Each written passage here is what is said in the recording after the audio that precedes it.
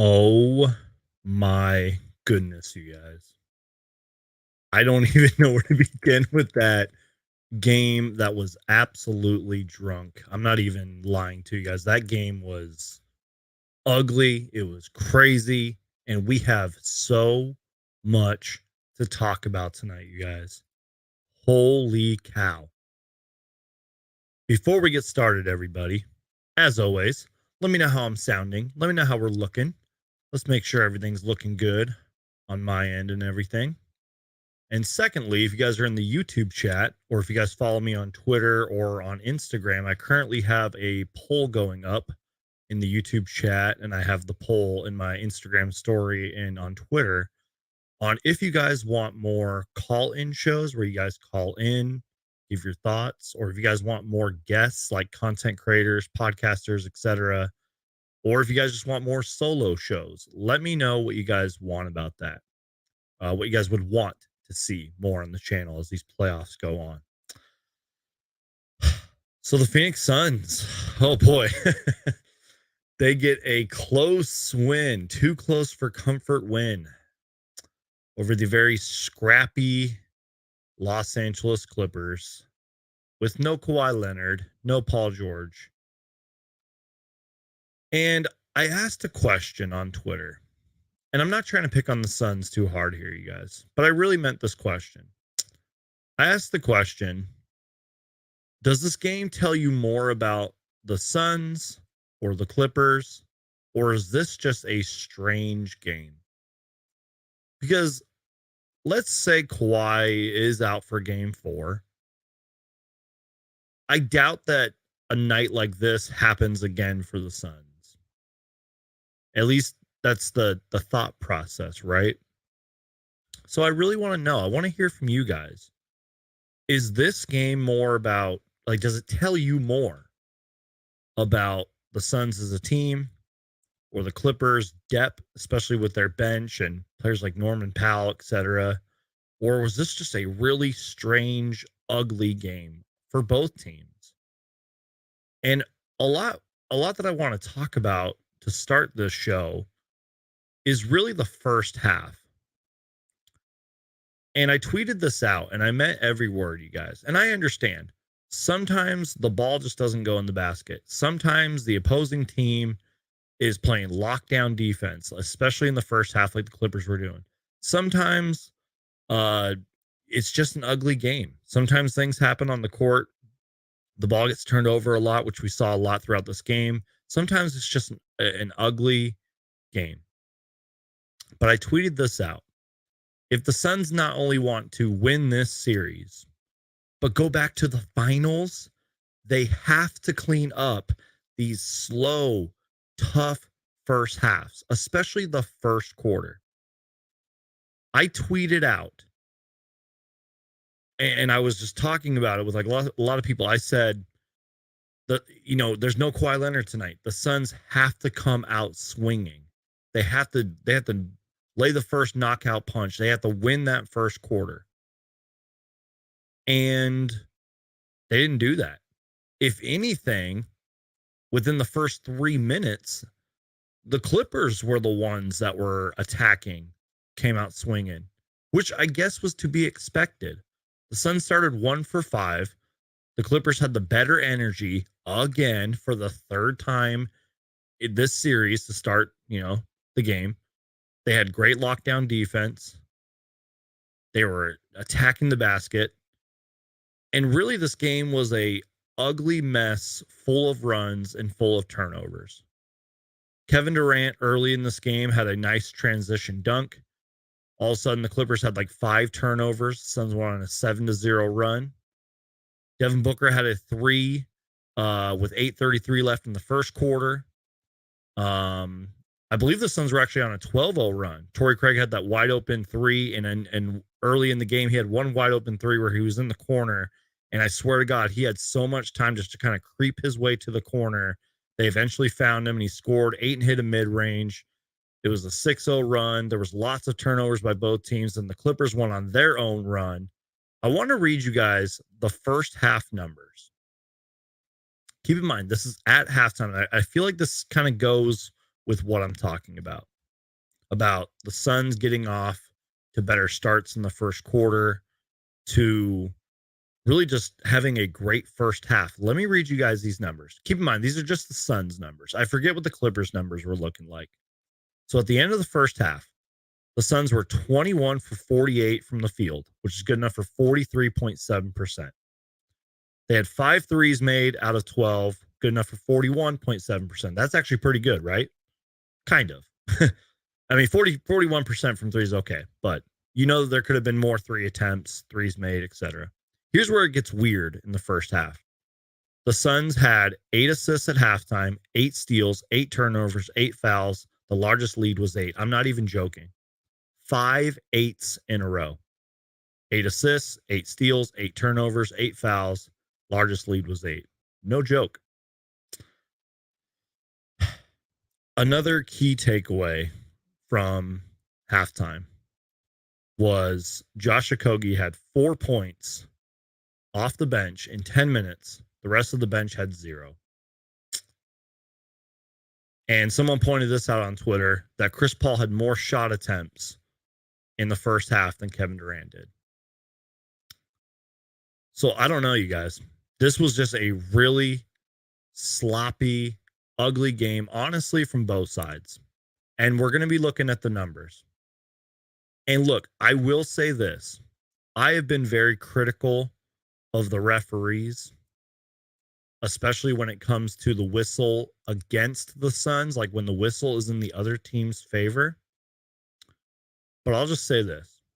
And look, I mean, I don't really know how to explain it. I obviously didn't see every single foul call. I'm not going to sit there and overanalyze every single foul call, or this would be like a 20-hour show. And obviously the game is played so fast nowadays, it's hard to keep track of all those fouls. Clearly, the referees had us in the favor tonight, because I can be the most biased Suns fan sometimes, but I will say this. The Suns got to the free throw line, 17, 20 something times in the third quarter alone. Even I have to take a step back and say that's pretty ridiculous. I mean, obviously it was in our favor. It helped win us the game. I'll take it, because we never get a whistle like that. But I will say to all the Clippers fans watching, that's pretty bad. I will say that. As big, I don't even know how to pronounce the big Imi says, hey, people, don't forget to Hulk smash that like button. Thank you so much. I'm sorry, guys. I've just been so focused on this game. I completely forgot to remind you guys to Hulk smash that like button, share the show. As always, you guys, the best way to keep supporting this channel and to keep supporting me is just to keep watching. Also, I see a lot of familiar faces in here. Nathaniel, thank you for being here. Andrew Tate, thank you for being here. Manuel, thank you. I saw my guy Metal Mike in here. I appreciate you, man. Thank you so much for the thing that you sent me. You know what I'm talking about, Metal Mike. Thank you, man. I appreciate it. Whenever that arrives, I'm going to open it up on the live show. But shout out to my guy Patrick, who says they took the foot off the gas. They got lazy knowing Kawhi wasn't playing, which means Monty ain't talking to them right. Kind of glad that you brought this up, Patrick. That's why I really wanted to start off this show talking about the way they start the first half. A lot of the Suns' energy was really weird tonight.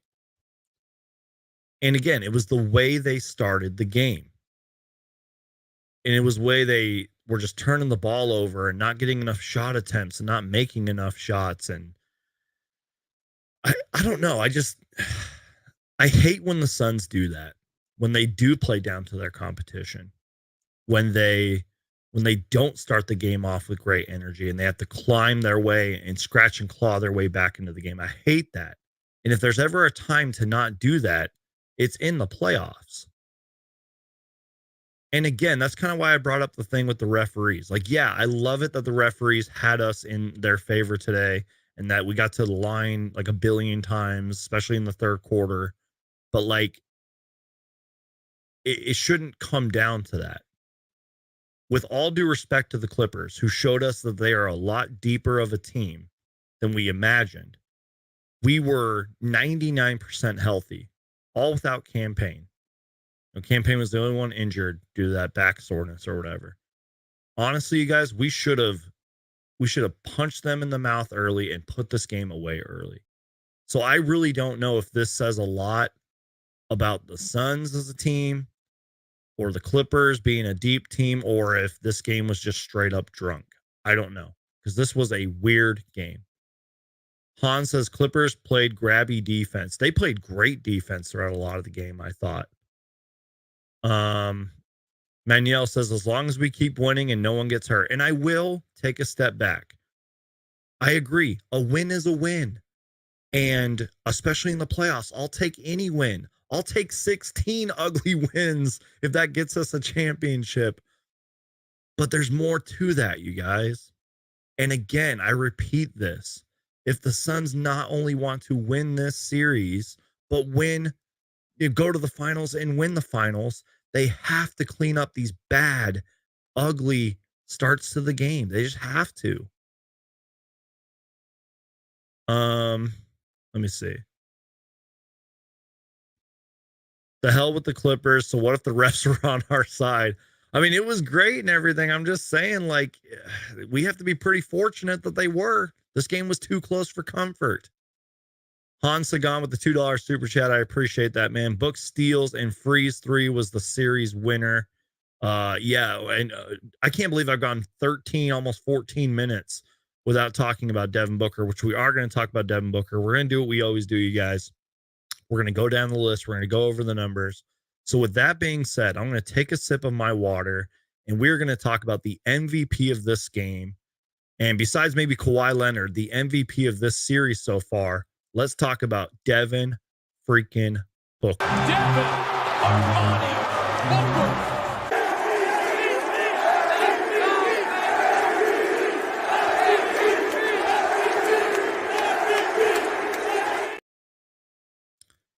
Devin Booker is a superstar, ladies and gentlemen. He is a superstar. I saw someone tweet this out the other day that was like, don't let the social media trolls and the bots and these haters tell you that Booker is not a superstar. If game 2's performance didn't open your eyes to that, if what Devin Booker has done throughout his entire career has not made you realize that he's a superstar, then I hope that tonight's performance did. You guys, Devin Booker had 45 points on 18 for 29 shooting. Let me repeat that. Devin Booker had 45 points on 18 for 29 shooting. But not only that, he had 3 threes and 40. He had 45 points in 45 minutes, but he had 6 rebounds, 3 assists. His playmaking has been pretty damn good, especially his defensive series. 3 steals, 2 blocks. Devin Booker was incredible tonight. There was that one play where I think he ran off a screen and he ran to the corner and just faded away and hit the shot, I believe, over Russell Westbrook. Didn't matter which defender was on him, nor has it mattered all series which defender has been on him, but especially tonight. Didn't matter who they had playing defense on him.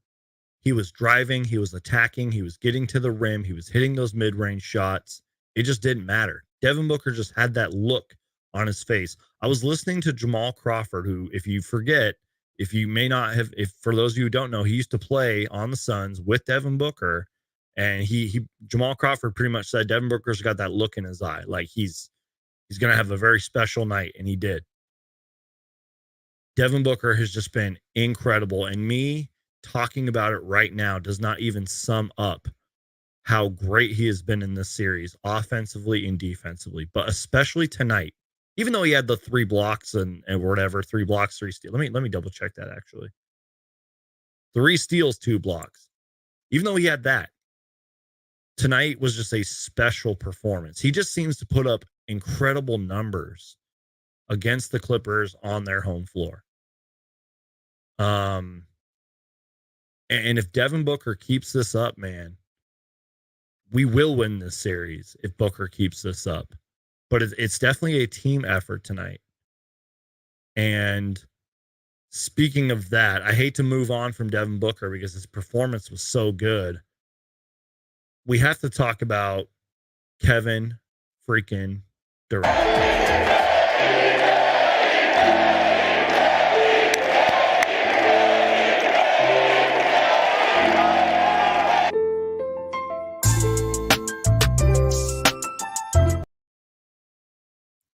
This is the crazy thing about Kevin Durant is we've seen the defense that Russell Westbrook, for example, and really just the Clippers in general have played on Kevin Durant. We've seen it, especially Russell Westbrook, how he not only smothers KD, pushes him back, to the half court mark and all that, and forces the tough shots. But we've seen like Russell Westbrook creep up behind him, swat the ball or swat it out of his hands. This is the crazy thing. Sorry, guys, I got something in my eye. This is the crazy thing about Kevin Durant. This is how great of a player he is. He had 28 points tonight on 8 for 15 shooting. Got to the free throw line 11 times, made all of them. Still finished the game with 6 rebounds, 5 assists, 2 steals. Now, he did have 6 turnovers. But and even though it was the Devin Booker show, it's like sometimes a performance like that can get overlooked, but still make a pretty big impact on the game. And that's just how great of a player Kevin Durant is. Because there were times, even throughout the series so far, there's times where Kevin Durant will go minutes without scoring a field goal. And as I mentioned at the start of the game, in the first half, Chris Paul had more field goal or shot attempts, than Kevin Durant did. And then tonight, Kevin Durant was 8 for 15 from the field. Chris Paul was 5 for 18. Devin Booker was 18 for 29. And there were moments, there were stretches where Kevin Durant took over, especially when we needed him to. He had the transition dunk at the start of the game. He had that frustration, that letting out frustration dunk, I believe, like during the third quarter. And we all know that Kevin Durant is super hard to stop. He had a few nice shots here and there, and he did all that he could to help us win, despite having 6 turnovers and 8 for 15 shooting. And that's what I'm saying. Like, I just think that shows how great of a player Kevin Durant is even though his performance might get overlooked by Booker, he still made an impact on tonight's game. Now, I'm going to sound like a complete hater during this next segment, and I apologize to all the hardcore Ayton fans out there, but we got to talk about Deandre Ayton. I don't know why I'm playing his drop, but we got to do it. The Phoenix Suns select Deandre Ayton.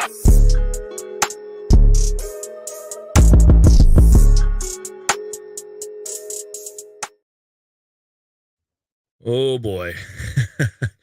If you guys aren't here for negativity, I suggest you put me on mute or just click off for a little bit and come back later.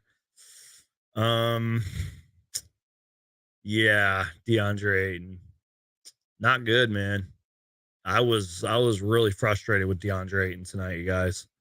And I'm not trying to sound like too much of a hater. I'm not trying to say I could do it any better. But man, and look, I know this sounds like a cliche take because we've seen 4 or 5 years now with DeAndre Ayton. We've seen this night in and night out. And I hate to sound like the body language police because I know that's a cliche take with Ayton, but tonight it was true. It was really the eye test, the body language with Ayton. Just seemed slow to start the game. Seemed very hesitant early on. He'd get the ball, he'd dribble a few times, try to like shake or shimmy around, and it wouldn't work, and he would get blocked, or he would sometimes draw the foul. But I tweeted it out during the game. I had a couple videos that I posted to my Twitter, which, by the way, follow me on Twitter. Like, he's just so hesitant sometimes when he catches the ball, and he doesn't go up with that force or that effort or that energy that you want a 7-foot big man to do. He just doesn't do that. or at least he didn't do it tonight. And, maybe it was a goaltend, but there was that one play where Josh Okogie cut to the rim, and maybe Josh Okogie might have waited or, took a little bit too long, but he dished the ball to him. I think it was like a bounce pass. Ayton caught it. I think Norman Powell jumped or like ran past Ayton. So Ayton was under the basket. He caught the ball. And Nick Batum comes out of nowhere. And again, in all fairness, maybe it was a goaltend, but Ayton kind of fumbled the ball a little bit, and he went up so slowly, and Nick Batum just swatted it out of there, man. And again, I will give credit. Maybe it was a goaltend, but you got to just be better than that. You got to be faster than that. And it wasn't even just that play. There was just so many other moments where he would fumble the ball, turn over the ball, get the ball poked out of his hands. Work on your damn hands, Deandre Ayton. Catch the damn ball. But the second half was a little different, sort of. I mean, we didn't really see much in the second half because Kevin Durant started going to Deandre Ayton. I don't know if that was a conversation they had in the locker room. I don't know if that's what Monty Williams told him to do. But there might have been, I want to say 5 straight possessions. It felt like 5 straight possessions where Kevin Durant would cut to the rim. DeAndre Ayton set the screen, and they would rim roll, and either Ayton would finish with a jump shot or finish with a layup, or he would get fouled. There was I swear, it was 5 straight possessions in the second half where KD was just finding him. And I don't know. It was just a really bad game with DeAndre Ayton. I think that's how I want to sum it up. Just the energy, and also on the defensive end. And look, I get it, especially with the way that the Suns have had a bad whistle throughout the entire season. I get it that DeAndre Ayton doesn't want to get in foul trouble. I get it. But there were so many possessions tonight where he's just standing there like this with his arms up. And yeah, he's got his chest out. And sure, maybe there's contact, but he's not. He's just standing there like this. It's contest a shot, dude. At least try to jump in the air just a little bit to contest the shot. So many times, and I'm not blaming every single score for the Clippers on Ayton, but there were so many possessions where the Clippers would just drive in and score like it was a layup line. Now, granted, I'm not saying that was all DeAndre Ayton's fault, but there was just times where Ivica Zubac would just get an easy score under the basket because DeAndre Ayton was just standing there with his hands up, not even contesting the shot. So that's my Ayton rant, y'all. I was not happy with DeAndre Ayton, at all. I mean, even if I pointed out the positive, there's not too many positives with DeAndre Ayton tonight. Let's keep going down the list. Chris Paul, despite moving up, I believe, the all-time steals list, and I believe the all-time three-pointers made list tonight. I believe that happened tonight. Not that great of a game. Played 41 minutes tonight. I mentioned the 5 for 18 shooting. He was 1 for 8 from 3. Finished with 11 points, 7 assists, 3 steals. He also had a block, too. I will say there was one play late in the fourth quarter where I believe he had a putback shot. That was actually kind of nice. But just not good, man. We need Chris Paul to be better. We need DeAndre Ayton to be way better and way more aggressive. And you could make the argument that this whole game was really Devin Booker and Kevin Durant. So do you guys remember what I said when I was talking about the first half stats for the bench? Josh Okogie had 4 points at halftime. The rest of the bench had 0. That sort of changed a little bit in the second half, but not the way that we're kind of accustomed to. I thought Damian Lee actually provided some pretty good minutes, but we all know Damian Lee can be a little bit better than that. But I'll take it from a Damian Lee, who I didn't think was going to see much playoff action tonight. He was 2 for 3 tonight. I believe all of his points were from 3. He had 8 points. He also got to the foul line, hit both free throws. But I feel like he provided some good minutes out there, kind of a spark of energy, if you will.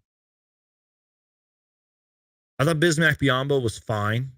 He had a nice little chase down block earlier in the game. He had 4 points, 4 rebounds, 2 assists. He always seems to get like a couple of assists in this series. Thought he was pretty good. And then Josh Okogie did see more minutes. Landry Shamet saw less minutes. But I don't know how impactful Josh Okogie was. Although his numbers were fine. I mean, 6 points, 7 rebounds, 2 assists. But it wasn't really a night where he was scoring much. But again, with Josh Okogie was the hustle and energy there. As always, absolutely. Anthony Rollins says, Suns Geek, I agree with you on Ayton. This man needs to be better. He has slowly become something that means very little to nothing under the basket. Oh yeah, Andrew says TJ got his minutes. Yeah, I noticed that, but he only played 4 minutes. And it seems like he took like one shot out there and missed, and I don't know what happened after that. Metal Mike says, like Lee for getting threes up, but he always over pursues and gets blown by on D. Well, so do a lot of the Suns players, and that's why it's so easy for the other team to drive in the lane and score on us. But no, I do agree with you. Defense is not his strength. So let's get to some numbers before we talk about the Clippers real quick. Let's just read the numbers from the Suns from the team stats. Even though this was a pretty ugly game, it definitely was an offensive showcase for both teams. Suns shot 42 for 88 tonight as a team, 47.7%. The Clippers shot 45 for 83, which is 54%. Suns hit 10 threes tonight, good enough for 37%. Clippers were 15 for 35, good enough for nearly 43%. I already talked about the free throws. And again, I will take it as a Suns fan because we do not get a whistle very much. They were, I'm sorry, I just lost the page. The Suns were 35 for 46 tonight from the free throw line. Clippers were 19 for 25. Strangely, though, this is how weird of a game it was. Strangely, that stat doesn't even seem real, man. The Suns were 30. That can't be right. I got to refresh the page here. I just want to make sure the math is right there. The Suns shot 35 for 46. That's good enough for 76%. The Clippers shot 19 for 25. That's good enough for 76%. I don't understand math, y'all. That's crazy. Suns won the rebounding battle by 5, 45 to 40. We had 15 offensive rebounds, so that's actually a pretty good sign right there. I'll take that. Clippers had 26 assists. We had 12 steals. Only 13 turnovers, despite really turning the ball over a lot in the first half. We had 18 points off turnovers. They had 25. And we lost the points in the paint battle, 58 to 54. And the Clippers had 31 fouls as a team. So those are just some numbers I wanted to go over. Mikey says, Suns Geek, there are 2 key stats here. Booker and KD made 71 points combined in game 3. They made 63 points combined for game 2. That's actually a great stat. Shout out to you, man. Mikey says both wins happen because Booker and KD score more than 50 points combined per game. But you know what? Look, I'm grateful we have Kevin Durant. I mean, this is, arguably a top 10 player ever who plays for the Phoenix Suns now. I'm grateful we have him. Oh, God, there's a bug on my screen. Holy crap, that freaked me out. I'm sorry, you guys. Oh, my God, I'm sorry. Anyways, are we still good? I'm sorry, I bumped it. I don't know what's going on. That bug freaked me out. He's flying right by me, too. I'm going to kill the bug while I'm talking to you guys. Anyways, jeez, that scared me, man. Okay. Here's the thing. As you see Mikey's stats here on the screen. They combined for 71 points. They had 63 in game 2. KD and Booker score more than 50 points combined per game. That's great. But it comes down, in my opinion, to everybody else. Because we all know KD and Booker are going to do that. They can do that in their sleep. DeAndre Ayton was terrible tonight. Chris Paul was terrible tonight. And for the first half of this game, our bench was terrible tonight. We have to win as a team. It's got to be a team effort from the jump. And we didn't get that tonight until maybe like the third quarter-ish, fourth quarter. So I get it, and I love those stats. Those stats are great, but we didn't get it tonight, man. Let's talk about the Clippers real quick. Let's talk about the Clippers real quick. I can't talk, and then we're going to wrap things up here. I want to give a lot of credit, and this might sound like an unpopular opinion. I want to give a lot of credit to Russell Westbrook, who I'm not going to lie, you guys, despite all the flack, when he was with the Lakers and all that, Russell Westbrook has always been one of my favorite players, like ever, especially prime Russell Westbrook. And you know what? I think he's been pretty damn good in this series. Because, yeah, in game one, he had the 3 for 19 shooting. I get it. But it was more than that with Russell Westbrook in game one. Because he helped pretty much win them that game, especially down the stretch, like late in the fourth quarter with some key plays offensively and defensively. And then he had a bounce back game in game two. And tonight I thought he was pretty good. 40 minutes, he had 30 points, 12 assists. He did have 6 turnovers, but he cleaned up a lot of those turnovers throughout the game. He had 4 fouls. He had 3 steals, 1 block, 11 for 23 shooting. I thought he was pretty good, man. And again, I talked about his defense earlier on Kevin Durant and really how his defense has been not only just on KD, but in general throughout the series. He's been solid offensively and defensively. And this is the flashes of Westbrook that you'll see. Like, you're like, man, this is the kind of Westbrook that's a future Hall of Famer that won the MVP and multiple time All-Star, et cetera, et cetera. Burt Rand 850. I appreciate you being here, man. I remember you from last season and during the playoffs. Says, nice to see Monty kind of give up on Shamet and Nish and finally give Lee a shot. Exactly. And I think that it had to happen because we all know Monty Williams literally loves Landry Shamet. We know that. But there comes a point to where players just start hurting your team if they're not making shots. And that's what happened. Like, Landry Shamet couldn't hit a shot to save his life. And that's why he only played 4 minutes tonight. At least Damian Lee actually hit some shots and got to the foul line at least once and played some productive minutes out there, I thought. I do see your guys' comments on the Nuggets, and I will try to get to that. Let me just finish up on the Clippers here. The MVP for the Clippers tonight was definitely Norman freaking Powell. And he was one of those guys that I was a little, not like super concerned with, but I had him on my radar. I was like, we have to watch out for Norman Powell. This guy can cook, especially late in the season. He was cooking. And really, I mean, I would have to go back and look at the game 2 numbers, but he's kind of been cooking all series. So what do you think is going to happen tonight when Kawhi Leonard's not playing? He is officially on the Suns killers list. He is one of those Suns killers. He had 42 points in 41 minutes tonight on 15 for 23 shooting. I believe at halftime he only missed 2 shots. Didn't matter who was guarding him. He had 7 threes, by the way. Didn't matter who was guarding him. He was cooking us all night. And I kept hearing them say in the broadcast, where would the Clippers be without Norman Powell? I actually do agree with that. Let's say this game went the exact same way, but Norman Powell didn't have 42 points. Maybe the Suns would have won and I'd be a little more positive and calmer. I'm just saying, if he didn't have those 42, let's say he had like 15, we probably would have ran away with this game, even if it would have been the ugly mess that it was. But man, he was killing us tonight, y'all.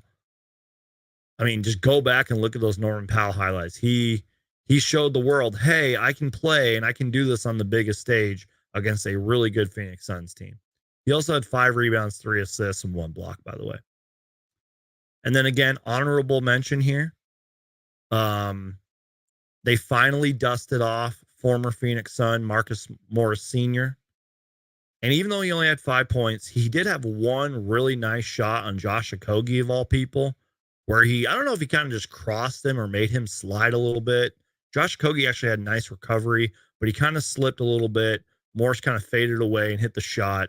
But those were like his first minutes, I believe, like in a long time, because he pretty much got benched, I believe, in March. But Bones Highland, I thought, played really aggressive and really great today. For some reason, Bones Highland decided to ISO Chris Paul a few times in this game, and I guess I understand why he did it, but I don't believe he actually made any points when he did ISO Chris Paul. But the dude is super fast, super athletic, long arms and all that. He finished with 20 points tonight. I believe he had a key 3 late in this game too that was big. And then Trey Mann had 10 points, 3 assists, 3 rebounds, 2 steals in 26 minutes. But again, without Kawhi Leonard, your team can only do so much. As great as Norman Powell and Westbrook were, you can only do so much when you don't have Kawhi Leonard. And I pretty much read you guys the numbers. So yeah, I just, I really am curious, you guys, if this game was more about the Suns just having a strange game, or if this was more about the Clippers. I really hope the Suns come out with better energy, better,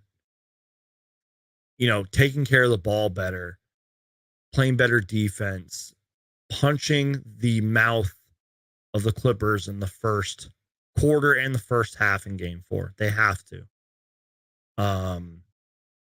Because we just have to start these halves off better. And I want to give a huge shout out to Bert Rando 850 with the very generous $50 super chat, $49.99, baby. Keep up the great work, man. Go Suns. Thank you, man. You've been here since last year, I believe. Very generous. I appreciate you, man. I owe you a beer one day. Thank you so much for the generous, beautiful super chat. And y'all, look, I don't want to ask this of you because I know that, I don't know your guys' situations or whatever, but if you guys want to, you guys can hit that super chat button or hit the super thanks. Donate with super chat. I would really appreciate it. If not, you guys, as I always say, the best way to support this channel is just keep watching. Thank you so much for the very generous super chat. So I want to go over just a couple little things here before we get out of here. And one of these things Kevin Durant even went over, I believe, after shoot around. I think he said this just today. Kevin Durant said that he likes where the Suns are as a team, despite losing game 1. He said this is the first real look at us as a team against some great competition. I like where we are. Kevin Durant talked about the offensive rebounds. I mean, even though I did think the offensive rebounds were a lot better tonight, but they could be better. I mean, especially as a team. He talked about lowering the turnovers, which I just want to double check again. I believe I read it. Suns had 13 turnovers. They might have had like 6 or 7 in the first half. So they kind of cleaned that up a little bit. But it was more noticeable in the first quarter, especially with the turnovers. Kevin Durant also talked about not reaching in and fouling. That's tough because you know that these referees will call any call if you even breathe on a player. But I get what Kevin Durant's saying. And he also talked about, now keep in mind, this was before Kawhi Leonard was ruled out, but he said trying to just make life tough on Kawhi Leonard, trying to make his catches tough, contest his shots, keep them off of the foul line, keep Kawhi Leonard off of the foul line. So I thought that was interesting. Also, you guys, just a few numbers that I wanted to read to you guys. And by the way, if y'all got a question or something, let me know. You guys got a question or a comment or even a concern, let me know right now. Get it in right now. Just want to read you guys a few stats here.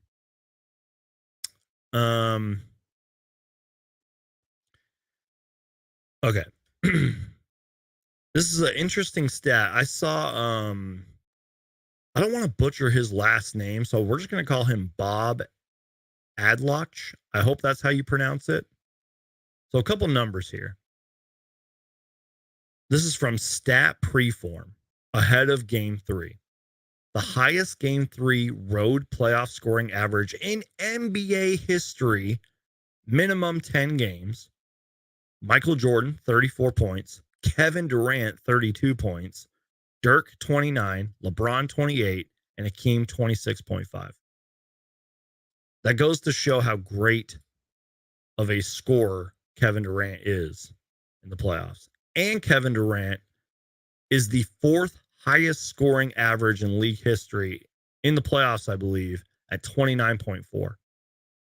I wanted to read you guys those numbers. And that's why when I was talking about Kevin Durant earlier, I was like, it just goes to show how great of a player he is. Because even though he was like double teamed, you know, Russell Westbrook was playing that pesky, annoying defense, he still finished with 28 points on 8 for 15 shooting, got to the free throw line 11 times, 6 rebounds, 5 assists. He is just, we all know this, but it's like he literally is just one of the greatest scorers to ever touch a basketball. And I've studied the history of this league, y'all. Like, he is unstoppable, man. I want to pull up that frustration dunk that he had. And I want to react to it with you guys. Let me just find it first, because there was a lot of highlights throughout this game. Where was it? Here it is. Let me just share my screen real quick. By the way, we got another super chat, and I think we have a couple questions too. RG says, damn, Burt Rando, big baller. Once again, you guys, Burt Rando with the generous $50 super chat. You did not have to do that, my man. I'm grateful for you. I appreciate you, man. I hope I get to meet you one day, and I'm going to buy you a beer, brother. Thanks for that, man. Maya says, it's so weird. It's like the season just started for the Suns. I had a talk with the Suns Jam Session podcast about that, I believe on this channel, where it feels like 3 different seasons have happened this year. I mean, we had the start of the season with all that Sarver drama and all that. Then we had like kind of the injury phase, and then we had the trade deadline KD saga. And now here we are in the playoffs, man. It's crazy. Suns haters complaining about us having a lot of free throws this game is hilarious. I've kind of given my thoughts on the officiating tonight. Shout out to my guy, Reliable Rants, who's been on this channel a lot. He says, first off, thank you for the $5 super chat. I appreciate you, brother. He says, Depp is going to be the death of y'all. Playing the Big Four 40 a night is unsustainable. As a Lakers fan, I'd rather play y'all low-key because of our depth. Well, you're going to have to join the channel soon, Reliable Rants, and give your thoughts about that. But what have I been talking about all playoffs long in the 3 games? Our bench needs to be better. Our bench has to be better. I mean, just look at the numbers, you guys. I hate to be that guy. I hate to be the stats guy, but it's true, man. Even if our bench is playing pesky defense or is providing a few good minutes here and there, they're not putting the ball in the basket. Some of them aren't even getting to the basket. They're not producing.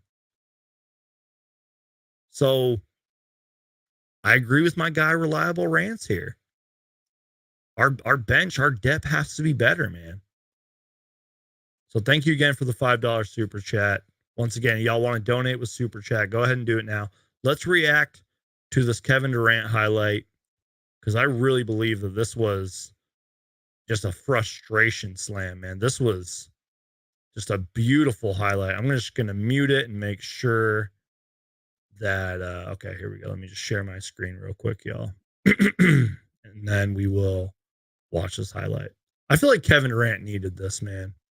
Because we haven't really seen too many highlight KD dunks since he's been with us, to be honest. And that's why I think that this one kind of stands out a little bit. So let's watch this together. So I believe it was a turnover right here. Chris Paul's got the ball, runs the ball in the fast break. Terrence Mann falls down. Nice pass to KD. He drives in and throws it down. Let's watch that again. Look at the Damian Lee gif. That's so good. That's a new Damian Lee gif right there. Great moment. Let's go back to that. I'm sorry. We got to look at Damian Lee, man. So good. But, man, that Kevin Durant, let's just watch the dunk again. Drives in. Nobody can stop him. Throws it down. We got to watch it again. Just have that on repeat, man. And then I'm on the Suns Twitter page right now. Like, look at the other angle, too.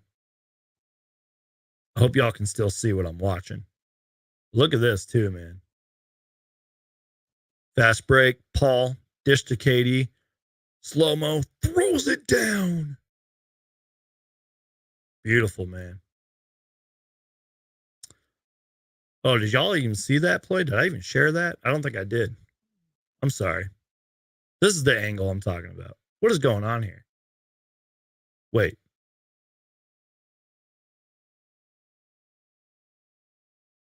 Hold on. I'm sorry, guys. Something's going on. Technical difficulties over here. Share screen. This is the angle I'm trying to show you guys. I'm sorry. I'm a little gassed today, you guys. Can y'all see this? Look at this. Beautiful angle, man. That little slow-mo phantom cam. It's beautiful. Sorry, guys. I wasn't sure if y'all could see that. All right, y'all. So get your questions in. We're going to go for about another 12 more minutes. Even if it's like an NBA-related question. Get your questions in now. I saw one question.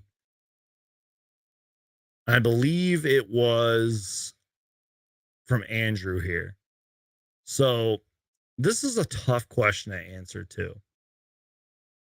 Because when they say that it's really day by day, I believe it. Andrew asked, do you think Kawhi will play Saturday's game? I really don't know. Because we don't know the, like, I guess, extent to the injury. And someone made a good point on Twitter earlier about like it's a knee sprain and we don't know what like ligament it is or something like that. He said something like that. It's in street clothes on Twitter. His name's Jeff. He's somebody that I really trust. And I tweeted him. I said, do you have any thoughts on this? And he responded with that. So I don't know. I mean, for all we know, Kawhi Leonard could be feeling great tomorrow and play Saturday. So we will see. Also, another reason I'm a little concerned about that game, too, is that's sort of an early-ish game for the Suns, and sometimes they don't play good early. I mean, a lot of teams really don't. RG says, hopefully Kawhi plays. I want to see the Suns best them with Kawhi. Real quick, you guys, I'm not going to spend too much time on this.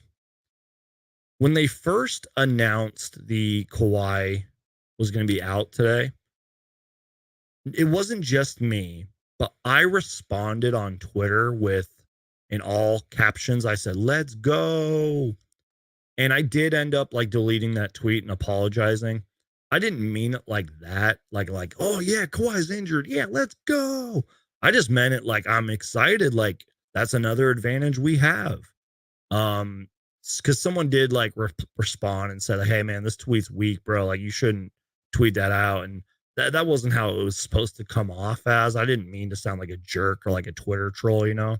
And I did like tweet out, hey, I'm sorry. Like, I was just in the moment kind of thing. And I do want to see the Suns perform against the best players, you know, on the other team and all that. You guys get what I'm saying here. But again, I did not mean for that tweet to come off that way. And let's be really, guys, whether you're a Clippers fan or a Suns fan, or if you're a fan of another team, it's great to see what we've witnessed with Kawhi, KD, Booker, Westbrook. It's been great basketball. It really has. So even though Kawhi kills us, and he has been killing us this series, by the way, you guys, Kawhi Leonard this series, I believe throughout 40 minutes, is averaging 34.5 points per game on 54.5% shooting and 60% from three to go along with 6 rebounds and 6 assists. Let me repeat that. Kawhi's averaging 34 on 54-60 shooting splits with 6 rebounds and 6 assists. He's killing us. So even though he is doing that, I do want to see him healthy, and I do want to see him play well, and I want to see us play better against him. Because that's how we're going to know if the Suns are a championship contender or a championship pretender. If we can beat the best teams with the best players. Especially Kawhi freaking Leonard, man, who's been playing great since before the season even ended. RG says, do you guys think the Suns would beat the Clippers if they were healthy? You see, you guys, that's why I just don't know. That's why I asked you guys that question to start the show. I said, does this game show you more about the Suns or more about the Clippers? I really don't know. The thought of a healthy PG kind of scares me because the Clippers have a healthy record or a great record when Kawhi and PG are together out on the court. Let me get some more questions here. Do you believe that if we play Denver, Monty needs to change the substituting because the bench could be our downfall? Yeah, I mean, you always want your head coach, and you're going to make those playoff adjustments, especially throughout each game. But yeah, I believe he would have to. But we got to first off win this series before we even think of Denver. Let's see. Marvella says we don't have a big four. Shout out to Lindsay. She says Lindsay is here. What's up, Brandon? Thanks for being here. I hope you had fun at that the Suns rally party or whatever it's called. I was there in spirit. Burt Rand, 850. I think Monty has to play the right guys and give them a bit more time to get their rhythm. That's a great comment there. I kind of talked about this after game 2 because I said Monty needs to figure out who his 8 or 9 guys are and just stick to it. And we kind of saw that tonight. I mean, sure, TJ Warren played 4 minutes, but like Damian Lee got a good amount of run. Landry Shamet saw less minutes. Josh Okogie had 21 minutes compared to his like game 1, 7 minutes. He might have played like 14 or something in game 2. Busy played 11. So stick to your 9 guys. Leave it at that. Let's see. Russell says they need to give TJ Warren some more minutes. They give him like 3 minutes and don't put him in the whole game. I totally agree with that. He can't gain confidence with no time on the floor. 100%. Because we all know TJ Warren can score that damn basketball. I don't know why he's only playing 4 minutes. I don't know why he's only taking 1 shot and then getting benched. Let's see. RG was reacting to the Damian Lee gift. That's funny.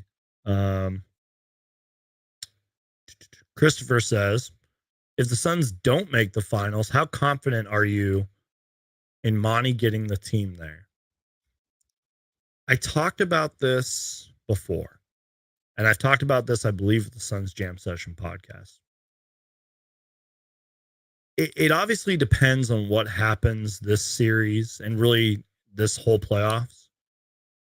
Coaches always go first. I don't believe that Monty Williams would get fired if we don't make the finals. But if we have a rough start to the season, maybe the Suns say, okay, we got to cut our losses here. This ain't working no more. Or let's say, we get back to the playoffs next year and we falter, I don't know, second round or Western Conference Finals, then you probably pull the plug on Monty Williams. That's all I got to say. Because unfortunately, Coaches always go first.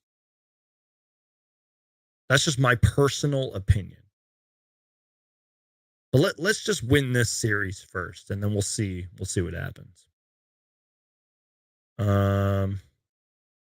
Vision, oh man, I wish I was able to watch that Warriors Kings game today. I know the Warriors won, but yeah, that series has been great, by the way. I wish I was able to watch that game, but the way that the schedule happened, yeah, it's just too much greatness. I got to go back and watch those highlights though, because that Kings Warriors series, I'm telling you guys, take like 15, 20, 30 minutes out of your day. Go back and watch the highlights of the Kings Warriors series. It has been incredible. I know that the Warriors had a really big lead throughout most of the game too, I believe. Let's see. Anthony says, and we sort of talked about this just a minute ago. Whoa, the bug's flying by again. Sorry, y'all. I swear I'm not like crazy. There's a bug in here and he's flying around. Anyways, Suns Geek, who do you think should get more minutes? We sort of talked about this earlier. I think it's TJ Warren, man. And you know what? Bismack Biyombo, I'm serious. He only played 11 minutes tonight. He has been super productive for us throughout the whole series, I think. Even if statistically he's not really doing it. Like, Busy's been big for us. Get Busy more minutes. Get TJ Warren minutes. And get the ball in TJ Warren's hand and let him gain some confidence. Let him hit some shots. And you know what? I know it's only one game. Maybe Damian Lee needs to see more minutes in game 3. Just saying. That's a good question from Anthony. Thanks for that question, man. All right, y'all. Final question, and I think we're going to wrap things up. Why do we treat Kevin Durant like he's a freaking PJ Tucker? It's so frustrating. I mean, in all fairness, the Clippers' defense on him has been absolutely incredible. I mean, not only are they double teaming him, but they're just swarming him every time he has the ball. They're up in his face. He can't get any breathing room out there, and he has to kind of wiggle around a little bit and dish it out. That's why I reacted to that frustration dunk, because that really was a frustration dunk, and it is surprising.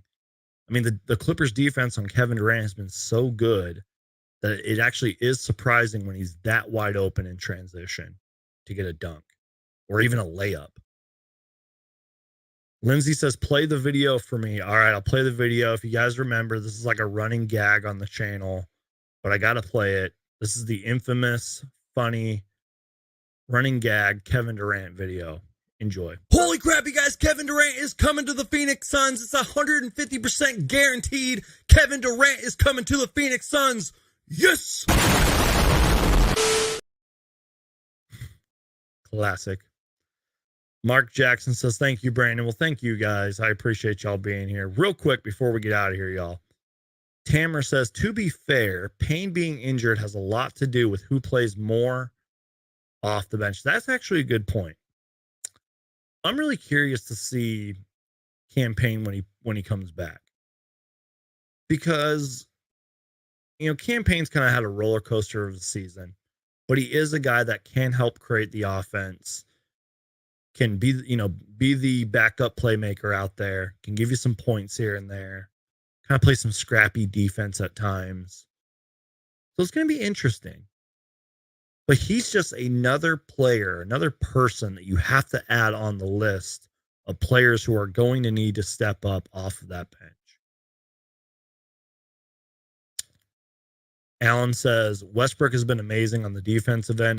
Absolutely agree. Warren plays better alongside Payne, not Kevin Durant and CP3. Lindsay says, I love that video every time you play it. So you guys, I hate to cut this short, even though we've been live for like an hour. I think that's really it. Really all I have left is just some random stats and facts. I will read you guys one more stat that I thought was interesting that I promise we'll get out of here. I feel like I've said that 5 times already. This comes from Steven on Twitter. I think it's either Stefan or Steven. He's a good follow on Twitter. Now, keep in mind, this was before Game 3. The Suns had 24 points in the first quarter. So this is Game 2. They had 24 points in the first quarter. They proceeded to go 35 in the second quarter, plus 5, 33 in the third quarter, plus 5, 31 in the fourth quarter, plus 9. They shot 65% from 2, 41% from 3, and 92% from the stripe. That was all in Game 2. I thought that was interesting. And speaking of those numbers, the Suns had 40 points. My bad. The Suns had 40 points in the third quarter. Now, again, that all goes back to the free throw conversation that we had. But they had 27 points apiece in the first half, first quarter, second quarter. And then they closed the fourth quarter out with 35 points. That's something to keep an eye on. So even though the referees were definitely on our side and we got to the free throw line like a billion times, we had a 40-point third quarter. All right, y'all. I'm going to play the Kevin Durant video one more time, and then for real, we're going to get out of here. So enjoy this. Holy crap, you guys. Kevin Durant is coming to the Phoenix Suns. It's 150% guaranteed. Kevin Durant is coming to the Phoenix Suns. Yes! All right, you guys. So for real, I'm out of here.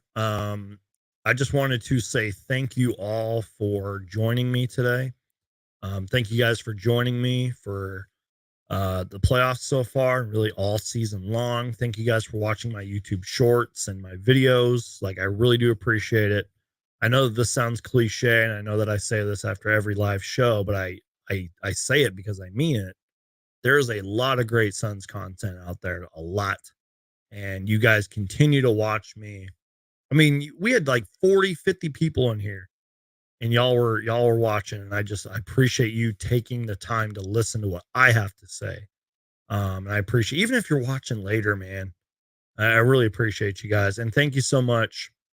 And I want to make sure I'm not butchering the name, but Bert, where was it? I just had it. Bert Rando 850 again with that $50 super chat earlier. And thank you to my guy Reliable Rants for the $5 super chat. And thank you to Mark Cooper and RG and Mikey and Lindsay and Marv. And I'm just looking down the list. Mark Jackson, Vision, all you guys. Like, I'm trying to, Andrew Tate, just all you guys that were here today. I really, really appreciate you guys. Just do me a favor, y'all. Just crush that like button. And if not, just keep watching, share the show. Tell your friends, tell your grandma, tell your cousin.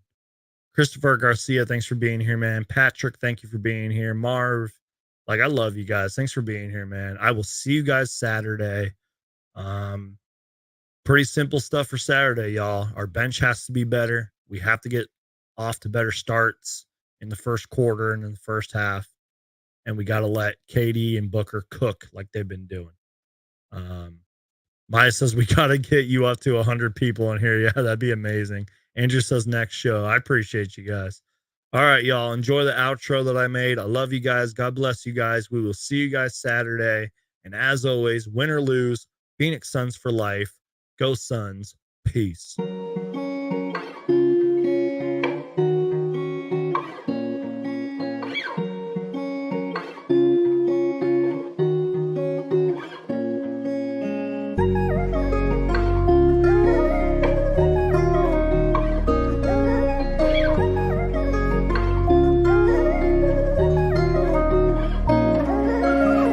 Suns Geek.